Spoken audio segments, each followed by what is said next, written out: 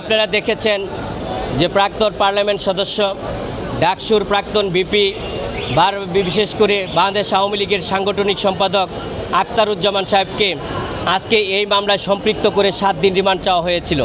ওনার বিরুদ্ধে অভিযোগ করা হয়েছে যে বিশেষ করে একটি মিছিল হয়েছে সরকার বিরুদ্ধে এবং সেইখানে জয় বাংলা বলা হয়েছিল, জয় বঙ্গবন্ধু বলা হয়েছিল, শেখ হাসিনা এগিয়ে চলো আমরা আছি তোমার সাথে, এই স্লোগান দেওয়া হয়েছিল। সেই কারণেই এই মামলার সৃষ্টি হয়েছে। এই মামলায় বিশেষ করে ওনার নাম ছিল না, সাসপেক্টেড আসামি হিসাবে এই মামলায় ওনাকে গ্রেপ্তার করা হয়েছে। এমনকি আপনারা জানেন যে গ্রেপ্তার করা হলে এই মামলায় বিশেষ করে মহামান্য হাইকোর্টের একটা নির্দেশনা আছে যে 164 অন্য আসামিদের আমার নাম বলতে হবে, 161 থাকতে হবে, ভিডিও ফুটেজ থাকতে হবে। এই ধরনের সুনির্দিষ্ট কোনো কারণ বিজ্ঞ আদালতে রাষ্ট্রপক্ষ দাখিল করতে ব্যর্থ হয়েছেন।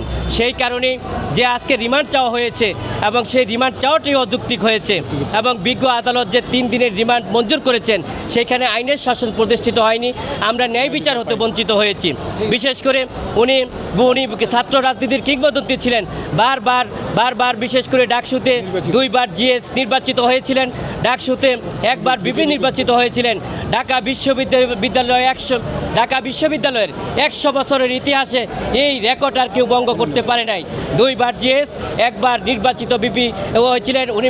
বিশেষ করে বাংলাদেশ আওয়ামী লীগের সাংগঠনিক দায়িত্ব পালন করেছেন, উনি বারবার পার্লামেন্ট সদস্য হিসেবে দায়িত্ব পালন করেছেন, দেশের জন্য জাতির জন্য উনি কাজ করেছেন। ওনাকে যে রিমান্ড দেওয়া হয়েছে এই রিমান্ডটা সম্পূর্ণভাবে ন্যায় বিচারের পরিপন্থী, আইনের শাসনের পরিপন্থী।